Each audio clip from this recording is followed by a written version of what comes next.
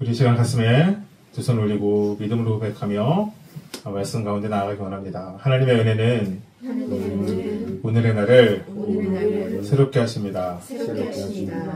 예수님의 사랑은 오늘의 날을 회복시키십니다. 성령님의 역사하심은 오늘의 말씀이 내일의 삶이 되게 하십니다. 아멘. 이 은혜가 예배 가운데 차오름치길 주님을 축복합니다. 2024년 마지막 날 이렇게 함께 예배드리며 기쁨이 됩니다. 우리 역사님과 다시 한번 반갑게 인사합시다. 이번 한 해 수고하셨습니다. 이번 한 해 수고하셨습니다. 네, 또 이렇게 인사합시다. 내년에 하나님의 기쁨 되시다. 내년에 하나님의 기쁨 되시다. 아멘. 여러분 혹시 오징어 게임이라는 드라마 이름은 들어보셨죠? 아직 나이가 안 돼서 못 보는 학생도 있고 뭐 관심 없어서 못 보신 분도 있겠지만 이 드라마가 몇 년 전 전 세계적으로 히트를 치면서 우리나라 이 문화 콘텐츠 특히 드라마를 세계에 알리는데 계기가 되었습니다. 그리고 며칠 전에 시즌2가 나와서 정말 어디를 가도 광고를 보아도 마트를 가도 이 오징어 게임과 관련된 상품이 참 많이 보입니다. 너무 신실하셔서 이 내용을 전혀 모르는 분들도 있겠지만 오징어 게임이 오징어 많이 잡는 게임이 아닙니다. 하이마 몰랐지? 오징어 게임이 오징어 많이 잡는 게임이 아니었어. 왜 오징어 게임? 그러니까요.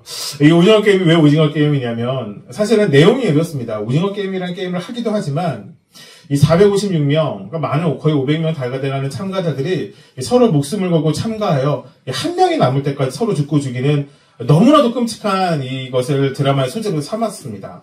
잔인하고 참 선정적이고 이래서 그런 것 때문에 사실 인기가 많았던 것 같습니다. 저도 보았는데 이렇게까지 사실은 세계적으로 유명하게 된 이유가 무엇인지 좀 알 수 있었습니다. 왜냐하면 단순히 드라마 속의 이야기가 아니라 사실 우리 주변에서도 그렇게 비슷하게 보이는 일들이 너무나도 빈번하게 자주 일어나기 때문입니다. 그러니까 안타까운 이야기들을 하는 것입니다.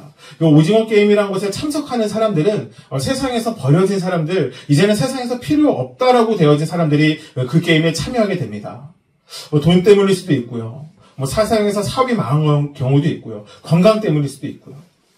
근데 이것들이 우리에게도 일어납니다. 돈 때문에 친구와 친구가, 또 형제가 부모와 자식이 끔찍한 일을 저지르는 일이 너무나도 자주 일어납니다. 화목했던 가정이었는데 하나님의 축복으로 세워진 가정이었을 텐데 돈 때문에 깨어지는 것도 보게 됩니다. 회사와 세상으로 또 친구에게 사기를 당하고 배신을 당하고 또 한때는 세상을 다 줄 것 같은 사랑이었지만 변질되어서 일어나는 폭력과 살인도 이 땅에 너무나도 많이 일어납니다. 여러분 인터넷이 정말 편리하죠. 여러분 그런데 보이지 않는 이 실제로 존재하는 이 세상엔 한편으로는 사람을 말로 죽이는 일이 허다합니다. 실제로 그 스트레스로 수많은 연예인들, 공인들이 자살하기도 합니다. 우리나라가 자랑인 것이 있었습니다. 치안이 좋고 그 다음에 마약이 없다라는 것이었습니다. 여러분 그런데 마약이 이제는 안전해지지 않았습니다. 이제는 우리나라의 청소년들도 마약을 너무나도 쉽게 구하고 접한다고 합니다.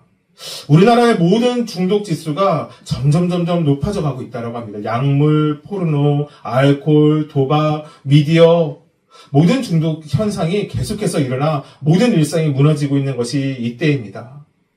그러니 사실 세상을 살아가는 사람들에겐 어쩌면 이런 마음이 들지도 모르겠습니다. 사람을 죽여서라도 경쟁자를 없애서라도 오징어 게임에서 승리한다면 내 인생이 좀 변할 텐데 나 하나 성공한다면 다른 사람 돌보지 않아도 그래도 내가 그것으로 만족한 삶을 살아갈 텐데 바로 이러한 내용이 오징어 게임에 담겨져 있기 때문입니다. 사랑하는 여러분, 여러분은 어떤 세상 살아가기 원하십니까? 여러분 오징어 게임에서 승리한 그 세상 살아가고 싶으십니까? 아니면 하나님의 나라에서 살아가고 싶으십니까? 여러분 오늘 말씀 통하여 2025년 우리의 삶 가운데 하나님의 나라가 견고하게 세워지게 되길 주님을 축복합니다. 우리 시간 자리에서 일어나 하나님의 말씀 같이 읽기 원합니다. 누가복음 4장 16절에서 19절까지의 말씀입니다. 우리 짧은 말씀 한 목소리로 같이 읽겠습니다. 시작. 예수께서 그 자라나신 곳 나사렛에 이르사 안식일에 늘 하던 대로 회당에 들어가서 성경을 읽으려고 서심해 선지자 이사야의 글을 드리거늘 책을 펴서 이렇게 기록된 댓을 찾으시니 곧 주의 성령이 내게 임하셨으니 이는 가난한 자에게 복음을 전하게 하시려고 내게 기름을 부으시고 나를 보내사 포로된 자에게 자유를 눈먼 자에게 다시 보게 함을 전파하며 눌린 자를 자유롭게 하고 주의 은혜의 해를 전파하게 하려 하심이라 하였더라. 아멘. 자리 앉혀도 좋습니다. 오늘 말씀 새해 우리의 사명선언문이라는 제목으로 하나님의 말씀 전하기 원합니다. 여러분 해도 설교 때마다 전해도 우리의 가슴 벅차게 하는 말은 이것입니다. 여러분 예수님이 우리를 위하여 이 땅에 오셨습니다. 여러분 아멘이십니까? 여러분 저와 여러분 위해서 오셨습니다. 여러분 이것만 알아도 우리가 다 알고 돌아가는 것입니다. 여러분 그런데 그렇다면 우리를 위해 오신 예수님이 이 땅 가운데서 무엇을 하기 위하여 오셨을까요? 바로 오늘의 말씀이 예수님이 이 땅에서 어떤 일을 하실지 먼저 이야기하신 사명 선언문입니다. 오늘의 말씀 본문은 예수님께서 처음으로 하신 말씀이 아닙니다. 성경에도 적혀져 있지만 구약의 한 책 이사야서에 적혀있는 내용이기 때문입니다.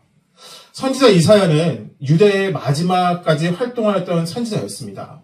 이렇게 이야기하는 이유가 뭐냐면 남유다, 북이스라엘 나눠졌었을 때 북이스라엘은 페르시아에 의해서 멸망당하고 남유다는 바벨론에 의해서 멸망이 되어지는데 그 마지막 때에 지켰던 것이 바로 이사야였기 때문입니다. 그 이후 남유다 무너져서 바벨론 포로로 끌려가게 됩니다. 먼 거리를 끔찍하게 끌려갔다 기록되어집니다. 왕족들은 눈이 뽑혀서 그 길을 가야만 했습니다. 손발이 묶인 백성들 고향을 떠나 그 더운 사막을 걸어서 그 타지로 끌려가야 했습니다. 귀족들도 이를 피할 수 없었습니다. 그 귀족들의 자녀 중 우리가 잘 아는 한 인물이 있으니 바로 그의 인물이 다니엘입니다. 다니엘이 이때 포로로 끌려갔던 사람입니다. 그렇게 오랜 시간 끔찍한 포로 생활이 타국에서 시작되었습니다. 그렇게 어렵고 힘든 시간을 지나갔었을 때 포로로 끌려간 이스라엘 백성들 안에 정말 하나님의 은혜 가운데 회복이 일어나기 시작합니다. 그들이 회복됐다 하여서 자유로워진 신분을 얻게 됐다는 것이 아닙니다. 자유인이 됐다는 것이 아닙니다. 어떤 회복이 일어났을까요? 그들이 하나님 앞에 다시 나아가는 이 예배의 회복이 일어나기 시작했습니다. 말씀을 다시 붙잡고 하나님을 찾고 예배하기 시작했습니다. 사랑하는 여러분 우리의 삶에 회복이 필요할 때가 있습니다. 여러분 그런데 회복은 하나님의 말씀으로 돌아가는 것이 우리에게 회복입니다. 예배의 본질이 무엇인지 그 포로 생활 가운데 다시 생각하게 된 것입니다. 여러분 힘들고 어려울 때 우리가 찾아야 하는 것 사람도 아니고 주위에 능력 있는 사람도 아니고 내 통장에 돈도 아니고 건강도 아닙니다. 여러분 우리가 힘들고 어려울 때 찾아야 하는 것 하나님이십니다. 아직 상황 변하지 않고 문제도 해결되지 않았습니다. 그들에게 포로의 신분은 변하지 않았습니다. 그런데 그들이 하나님께 소망을 두며 말씀을 읽기 시작한 것이었습니다. 바로 그 책 중에 한 장이 바로 이사야 61장입니다. 바벨론에 끌려간 포로들이 이스라엘의 회복을 꿈꾸며 읽었던 장이 바로 이사야 61장입니다. 특히 이사야 61장은 앞으로 찾아올 희년. 이스라엘에는 유대민족에는 독특한 제도가 있었는데요. 이 희년이라는 것이 찾아오면 모든 빚진 것들이 탕감되어지고 노예로 일을 할 수밖에 없었던 사람들이 다시 자신의 자리를 되찾는 시간, 모든 것이 하나님이 만들어졌던 그 원형의 시간으로 돌아가는 것, 바로 그것이 희년 제도였는데 바로 이 61장을 우리가 희년장이라고 이야기합니다. 우리 61장 1절에서 3절까지 우리 화면 보고 같이 한번 읽어볼까요? 시작! 주 여호와의 영이 내게 내리셨으니 이는 여호와께서 내게 기름을 부으사 가난한 자에게 아름다운 소식을 전하게 하려 하십니다. 나를 보내사 마음이 상한 자를 고치며 포로된 자에게 자유를, 갇힌 자에게 노임을 선포하며 여호와의 은혜의 해와 우리 하나님의 보복의 날을 선포하여 모든 슬픈 자를 위로하되 무릇 시온에서 슬퍼하는 자에게 화관을 주어 그 죄를 대신하며 기쁨의 기름으로 그 슬픔을 대신하며 찬송의 옷으로 그 근심을 대신하시고 그들이 의의 나무 곧 여호와께서 심으신 그 영광을 나타낼지라 일컬음을 받게 하려 하심이라. 아멘. 사랑하는 여러분, 하나님의 말씀이 이사야 선지자를 통하여 이스라엘 백성에게 예언되었습니다. 예수님을 통하여 그리고 이 예언은 성취되게 되어집니다. 여러분 그리고 이 시대를 살아가는 우리도 동일합니다. 하나님의 말씀은 우리에게도 동일하게 역사하고 반복되고 이루어집니다. 여러분 이 믿음이 올 한 해 다가오는 이 때에 충만해지시길, 하나님의 말씀이 우리의 삶의 현실이 되는 것을 믿으시게 되길 주님으로 축복합니다. 그렇게 예수님은 자신의 어린 시절부터 자란 회당에 들어가 이 말씀을 전하기 시작하는 것입니다. 예수님, 내가 왜 이 땅에 오셨는지, 내가 이 땅에 왜 왔는지, 내가 해야 하는 일이 무엇인지 바로 이 이사야의 말씀을 잡아서 이야기하고 계신 것입니다. 아까도 이야기했지만 그래서 많은 사람들이 이 부분을 예수님의 사명선언문이라고 이야기합니다. 여러분 그렇다면 예수님의 사명선언문, 여러분 우리의 사명선언문 되어야 합니다. 왜입니까? 우리 역시 예수님의 발자취를 따라 걷는 예수님의 제자들이기 때문입니다. 여러분 그 첫 번째 사명은 이것입니다. 가난한 자에게 복음을 전하는 것입니다. 여러분 가난한 자 누구입니까? 물질이 없는 자라고 먼저 생각할 수 있을 겁니다. 여러분 그런데 예수님의 마음엔 물질이 가난한 자가 아니라 심령이 가난한 자들이 보이셨을 것입니다. 예수님이 오셨을 때 당시 유대에 종교의 열심이 없지 않았습니다. 아니 오히려 그 어느 때보다 로마의 지배를 받으면서 하나님을 믿는 것이, 유대교를 믿는 것이 더 자유로웠습니다. 그래서 이때 종교에 대한 열심을 그 어느 때보다 많이 갖게 되었습니다. 그 어느 때보다 예배드리기 편안한 환경이었습니다. 좋은 성전도 가지고 있었습니다. 제사장이 없어 예배를 드리지 못했던 느헤미야의 때도 있었습니다. 그때는 성전이 무너지고 제사장들이 없어졌기 때문에 예배를 드리고 싶어도 예배를 인도해줄 사람이 없어서 예배를 못 드렸는데 지금은 그렇지 않았습니다. 수많은 사람들이 성전에서 일을 하였습니다. 종교의 열심이 있었던 것입니다. 이스라엘의 4대 계파가 4대 세력이 있습니다. 그 중에 3개가 종교성과 관련이 있는데요. 우리가 들어본 바리새인들, 사두개인들, 바로 이들이 종교에 팔을 지은 사람들이었습니다.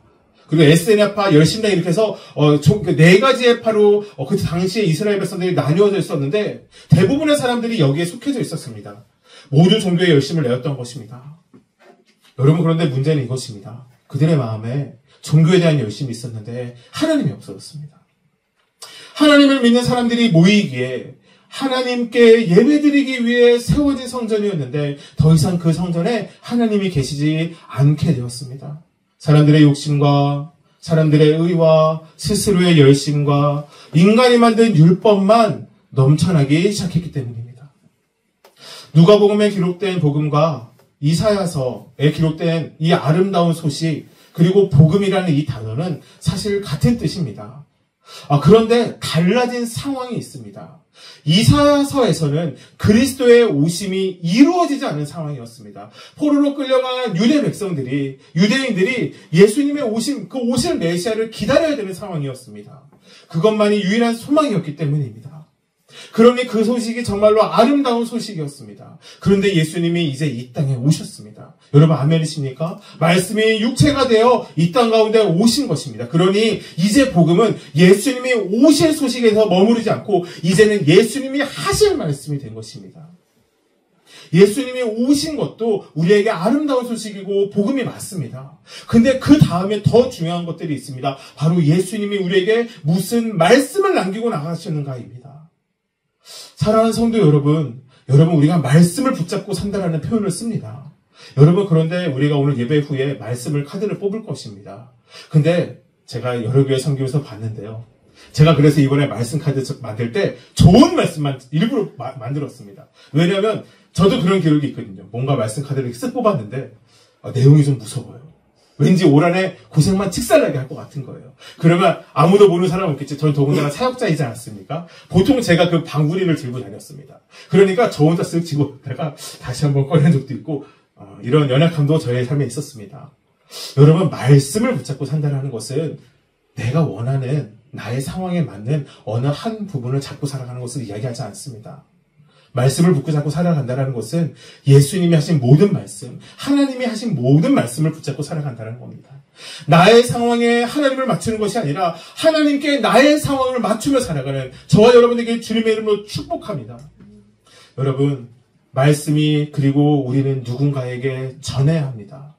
예수님이 오신 그 소식, 그 다음에 우리를 통하여 예수님의 그 아름다운 복음의 소식들, 여러분 우리를 통하여 누군가에게 전해져야 합니다. 누구입니까? 바로 가난한 자들입니다. 아직 예수님을 모르는 자들입니다. 아직 세상을 자신의 능력과 힘으로 살아가기에 힘들고 지쳐있는 우리의 이웃들, 우리가 사랑하는 사람들입니다. 여러분, 이것은 예수님의 사명이고 우리의 사명이기도 합니다. 여러분, 그래서 우리가 전도해야 하는 이유가 다른 데 있지 않습니다. 이것이 우리의 사명이 되었기 때문입니다. 지난주에 우리가 예배를 드리던 그 시간, 정말 너무나도 안타까운 사건이 일어났습니다. 일어나고 있는 진행 중이었습니다. 여객기에 문제가 생겨 바퀴를 피지 못하고 착륙하였는데 있으면 되지 않는 둔턱에 부딪혀 2명만 정말 기적적으로 살아나고 모든 사람이 죽는 끔찍한 일을 겪었기 때문입니다. 많은 유가족들 그 공항으로 달려가 자신의 자녀들, 부모들, 형제들의 죽은 것이 확인되어지면 전광판을 통해서 그 확인을 하며 오해하는 모습에 여러분 정말 우리가 다 마음이 무너졌습니다. 제가 하고 싶은 얘기는 이것입니다. 여러분 그들은 기쁜 마음으로 여행을 갔다 왔을 겁니다. 기쁜 마음으로 여행을 갔다 와서 다시 가족들에게 돌아가는 것이 당연하다 생각했을 겁니다. 기념품도 사오고 선물도 사왔을 겁니다. 그런데 전해주지 못했습니다. 여러분 우리에게 내일이 당연하지 않습니다. 벼락에 맞을 확률보다 비행기 사고 나는 경우 적다라고 얘기하지만 여러분 그러면 뭐합니까? 여러분 우리에게 내일이 확실하지 않습니다. 여러분 우리의 주변 누군가에게도 이런 안타까운 일이 있어서는 안 되는 일이 언제 겪을지 우리 알 수 없습니다. 사람의 능력으로 알 수 없습니다. 그러니 전도에는 내일이 없습니다. 말씀을 전하는 것은 다음 좋은 기회라는 것이 없을 수 있습니다. 여러분 우리가 기다리는 좋은 때보다 급하게 찾아오는 안타까움이 먼저라면 여러분 우리의 마음에 얼마나 큰 짐이 큰 어려움이 있겠습니까? 여러분 그러니까 복음 전합시다. 제가 꾸준히 얘기하는 것이 있습니다. 복음을 전하라는 것은 교회를 데려오라는 이야기가 아닙니다. 여러분 교회를 데려오지 않아도 여러분 하나님 역사하시면 하나님을 만날 수 있습니다. 가자 난리 피지 않아도 그들의 마음 가운데 내가 교회를 나가겠다라는 마음을 주시는 분은 여러분 우리의 입술이 아니라 하나님이 주시는 좋은 마음이기 때문입니다. 여러분 그래서 예수님을 전하는 것이 중요합니다. 받은 은혜를 나누는 것이 중요합니다. 아름다운 소식 전하지 않으면 아름다운 소식이 멈추게 되기 때문입니다. 여러분 그렇게 살아가는 우리 한 사람 한 사람 되게 주님의 축복합니다. 두 번째, 포로된 자를 자유하게 하는 것입니다. 여러분 우리는 포로를 겪어보지 않은 세대입니다.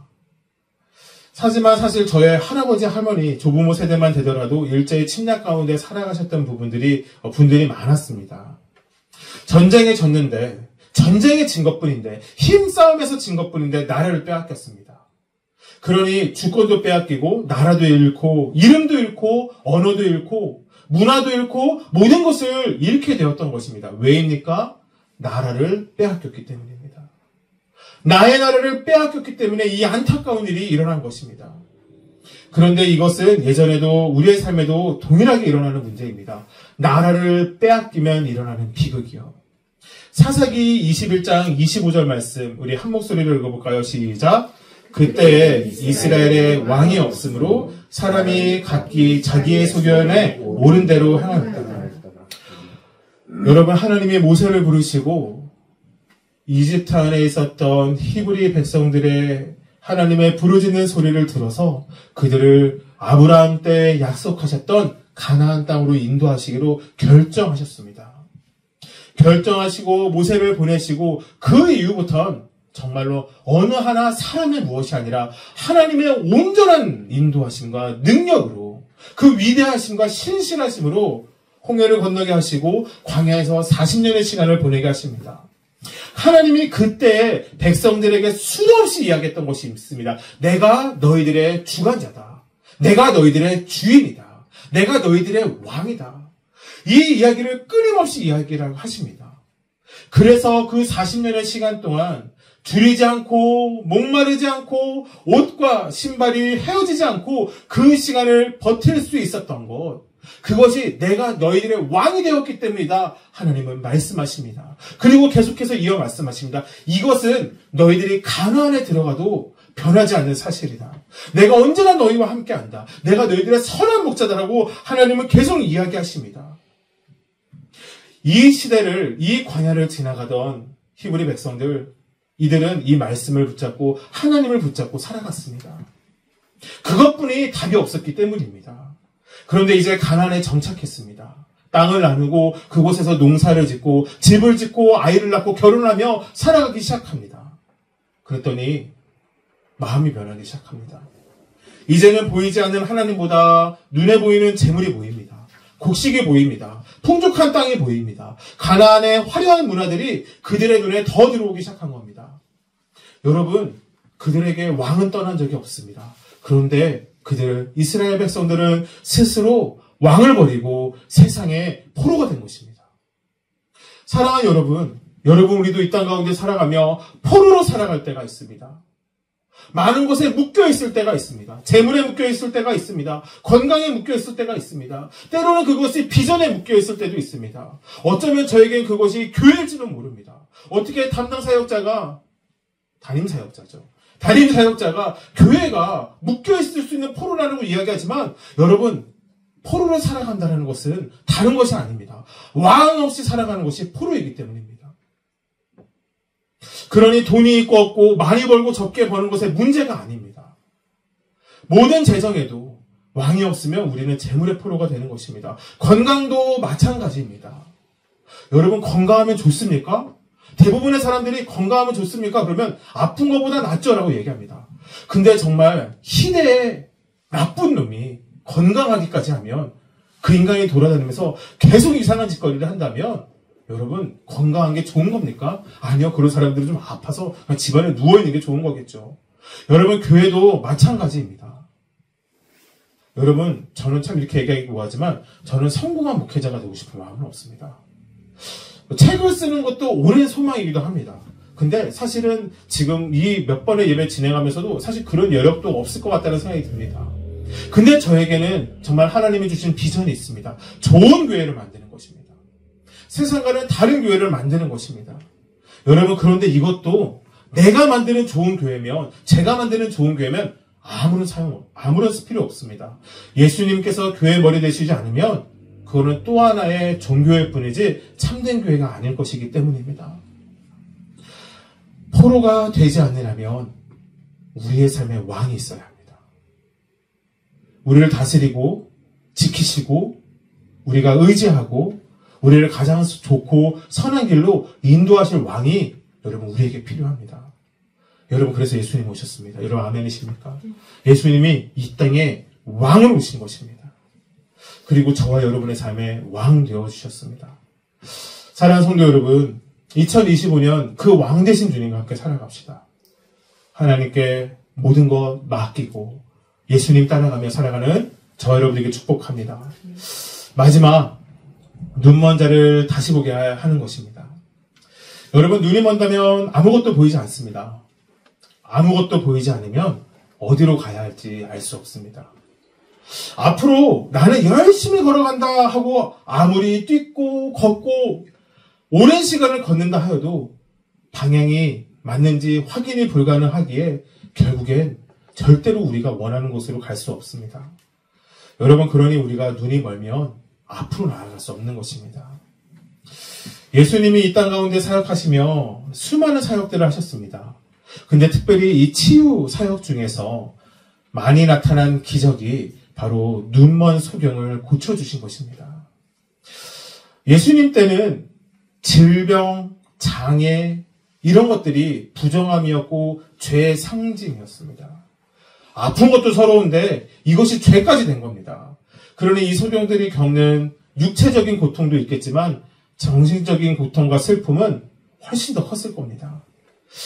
요한복음 9장을 보게 되면 예수님께서 제자들과 길을 걷다 날 때부터 맹인인 사람을 만나게 됩니다.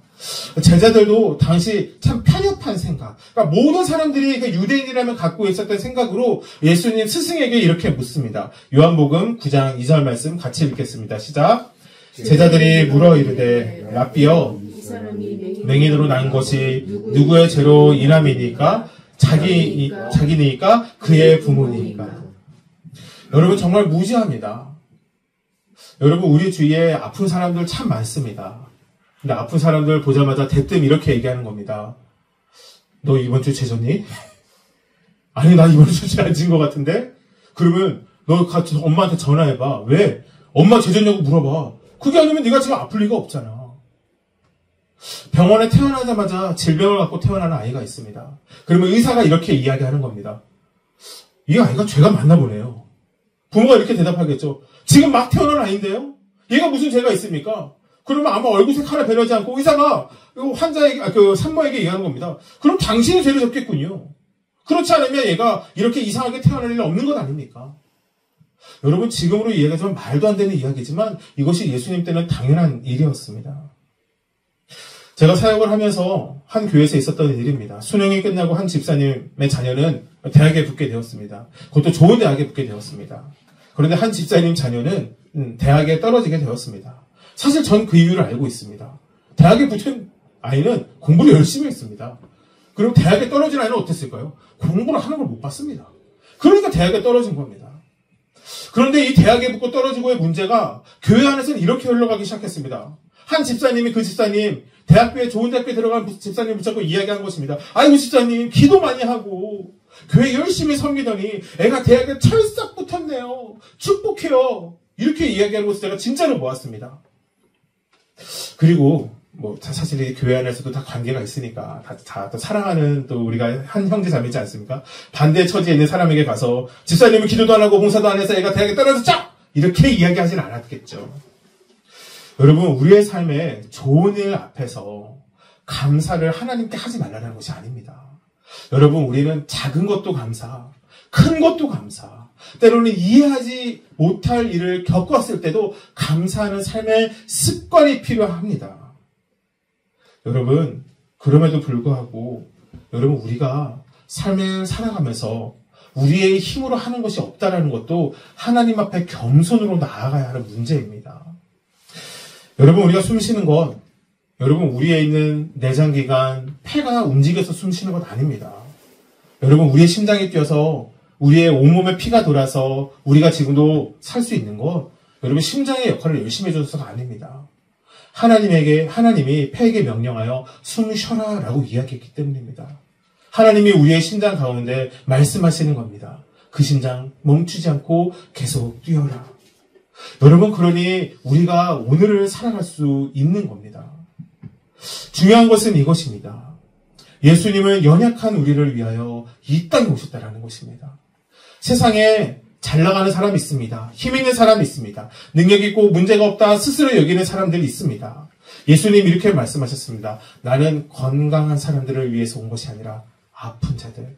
의사는 그런 사람들에게 필요하듯이 내가 그런 자들 위해서 왔다라는 겁니다. 여러분, 그러니 예수님이 이 땅에 왜 오셨습니까? 가난한 사람 위해서 오신 것입니다. 포로로 묶여있는 사람들을 위해서 오신 것입니다. 눈이 멀어 앞을 걸어갈 수 없어 세상 가운데 눌려있는 여러분, 우리를 위하여 이 땅에 오셨음을 믿으시길 주님의 축복합니다. 여러분, 우리도 예수님 닮아간다면 예수님처럼 살아야 합니다. 제자들은 이 원인이 무엇인지만 궁금했습니다. 죄인지 부모의 죄인지 이것만 궁금했습니다. 여러분, 근데 예수님은 이것만 보시지 않았습니다. 예수님은 날 때부터 맹인이었던 그 사람의 고통을 보셨어요. 그 고통만 보신 것이 아닙니다. 그 고통 속에 하나님의 섭리를 보셨습니다.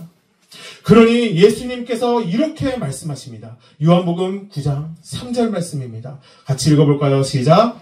예수께서 대답하시되 이 사람이나 그 부모가 죄를 범한 것이 아니라 그 사람에게서 하나님의 하시는 일을 나타내고자 하심이니라. 아멘.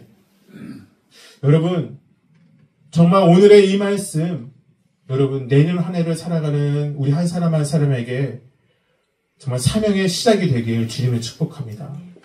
문지사님이 하시는 일 중 시각장애인들을 위하여 책을 만드시는 일이 있습니다. 뒤에 있는 것들도 그런 책들입니다. 그런데 저는 오늘 이 말씀 준비하며 이런 생각 들었습니다. 정말 오늘의 말씀이 우리의 삶이라면, 우리가 붙잡고 살아가는 말씀이 우리의 삶이 된다면 문집사님에게 이 일 가운데 새로운 비전이 세워지겠구나라는 생각이 들었습니다. 여러분, 이는 우리도 동일합니다. 여러분, 우리 주위에, 제 주위에는 눈먼 친구는 없습니다. 하지만 눈 뜨고 살아가나 아무것도 알지 못하고 살아가는 친구들은 너무나도 많습니다. 아마 여러분 주위에도 그러신 분들이 있으리라 생각합니다. 여러분, 그들이 복음을 필요로 하는 자들입니다. 아직 하나님을 몰라 영적으로 어둡기에 우리가 그들에게 복음을 전해야 하는 것입니다. 여러분, 예수님 오신 이후 여러분 우리를 정죄하기 위해서가 아니었습니다. 예수님의 제자들은 옳고 그름을 이야기해달라고 했으나 여러분 그거는 당시 율법으로도 가능했습니다. 예수님께서 이 땅에 오시는 것은 우리의 삶에 하나님의 영광이 나타나도록 하기 위함입니다. 여러분 이것이 예수님의 사명입니다. 예수님의 사명이 무엇입니까? 우리의 삶에 하나님의 영광이 나타나기를 원하는 마음으로 오셨습니다. 그러니 언제나 예수님은 절망 가운데 한 줄기 소망 되시며 죽음에서 산 소망으로 우리에게 오신 것입니다. 말씀 마무리하기 원합니다.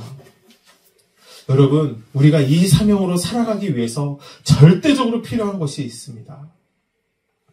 오늘 말씀 18절, 19절 한 번 더 읽어볼까요? 시작. 주의 성령이 내게 임하셨으니 시작. 주의 성령이 내게 임하셨으니 이는 가난한 자에게 복음을 전하게 하시고 내게 기름을 부으시고 나를 보내사 포로된 자에게 자유를 눈먼 자에게 다시 보게 함을 전파하며 눌린 자를 자유롭게 하고 주의 은혜를 전파하게 하려 하심이라 하였더라.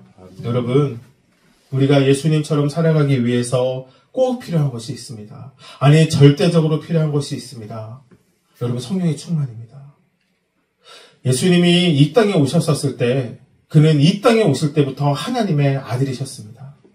근데 예수님께서 사역을 시작하셨을 때 하나님께 구했던 것이 성령의 충만이었습니다. 왜 예수님에게도 성령의 충만이 필요하셨을까요? 예수님은 완전한 인간으로 이 땅에 오셨기 때문입니다. 예수님에게도 어려움이 있고 힘든 문제가 있었던 것입니다. 예수님도 잠을 자지 않으면 졸리시고 예수님도 먹지 않으면 배가 고프셨습니다. 예수님도 우리와 똑같은 사람이었습니다. 여러분, 그래서 예수님이 구했던 것이 있는 것입니다. 바로 성령 하나님입니다. 하나님의 아들이신 그분도 성령 하나님과 함께 하나님의 사역을 감당하기 시작했습니다. 여러분, 그런데 우리는 어떨까요? 여러분, 우리 역시 마찬가지입니다. 여러분, 하나님이 주시는 성령의 능력 없이 여러분, 우리가 그 어떠한 사역도 감당할 수 없습니다. 여러분, 성령의 충만함 없이 우리의 삶 변하지 않습니다. 아니, 우리의 삶이 아마 조금은 변할 겁니다. 세상 사람들이 변하는 정도요. 세상의 사람들도 결단하면 변하는 부분이 있습니다. 우리가 성령을 구하지 않고 우리가 노력으로 구한다면 아마 그 정도의 작은 변화만 감당할 수 있을 것입니다. 여러분, 그런데 우리가 이 땅을 살아가는 하나님의 아름다운 백성으로서, 성도로서, 우리가 예수님의 제자로서 우리가 감당해야 하는 변화가 기껏해야 살이나 빼고 기껏해야 안 좋은 습관이나 끊어내는 것이 아니지 않습니까? 여러분, 우리가 해야 하는 변화는 무엇입니까? 여러분, 세상을 거룩하게 변화하는 겁니다. 여러분, 이것이 우리의 사명입니다. 세상을 거룩하게 변화시키는 하나님의 위대함, 여러분, 이것이 우리가 감당해야 할 사명이고 우리가 감당해야 할 우리의 변화입니다. 여러분, 성령 하나님, 우리의 불가능 가능케 하시는 분이심을 믿으셔야 합니다. 그러니 올 한해 여러분 정말 기도에 힘씁시다. 말씀을 읽고 듣는 것에 힘씁시다. 그렇게 주님 붙잡고 살아갈 때 작은 우리 통하여 위대한 하나님의 영광 우리를 통하여 보게 될 것입니다. 우리 시간 같이 한번 찬양합시다.